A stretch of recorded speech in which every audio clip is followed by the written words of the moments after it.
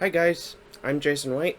Welcome back to my channel, Jason's Weird Reads. Thank you for joining me.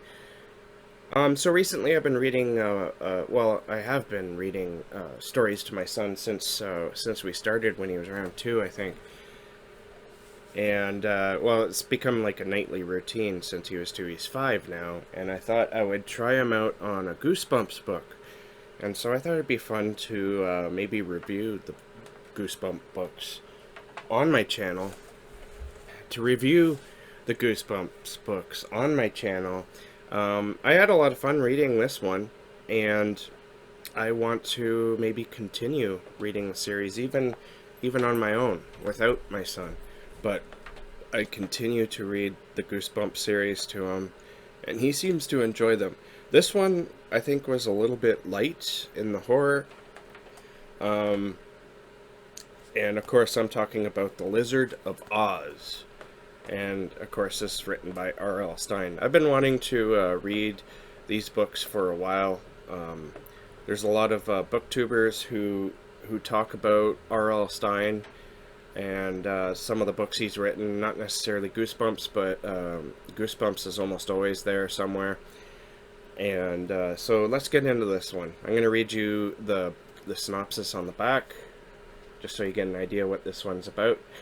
Kate Lipton's family has some strange ideas. Her dad is convinced that their family should be running a farm for lizards. Who doesn't love lizards? The whole family takes a trip to Australia to find the most exciting and rare species. They return home with a mysterious egg. Kate can't wait for the egg to hatch. It feels like it's taking forever. But when it finally does, strange things start to happen. She can't help but notice certain changes around her house. Will Kate and her family be able to survive this Lizard of Oz?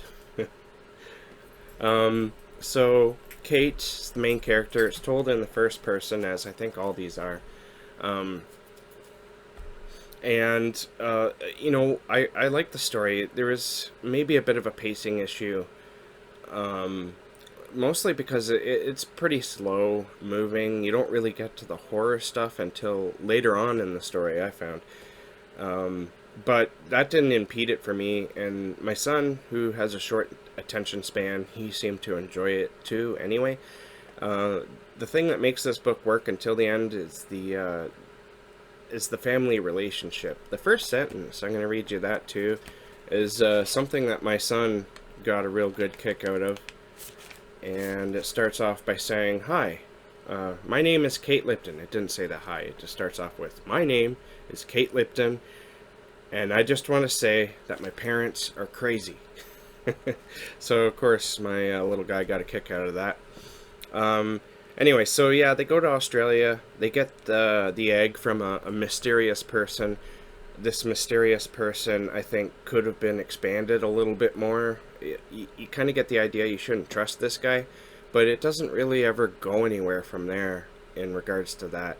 And also, so they bring the egg home, and Kate, she has a friend in school who, she's one of those friends that is always insulting her and needs to compete with her and do better than her with everything, and it annoys Kate to no end. And so she finds herself inviting her over to look at the egg, even though she doesn't want her in her house. And that relationship had a kind of an interesting spin on it. Not too interesting. The biggest thing is that there is a bit of a twist at the end of this one. And I did not see it coming myself.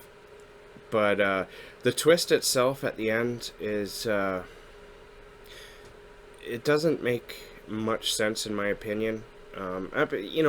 Keeping in mind that this is a book for kids, and overall it was a fun read. But I felt like the twist at the end was a little bit forced. Like R.L. Stine was kind of reaching for something because he didn't know where the story was going to go. That's what it felt like to me. It might not have been that at all, but overall, I enjoyed this book. I gave it, on Goodreads, I gave it a 3 out of 5, and that's not a bad rating. It's just, it's kind of mid-road, I guess. I don't think this was a great place to start. Having said that, though, I'm, like, excited to read the rest, so maybe Maybe I'm wrong. I'm probably wrong.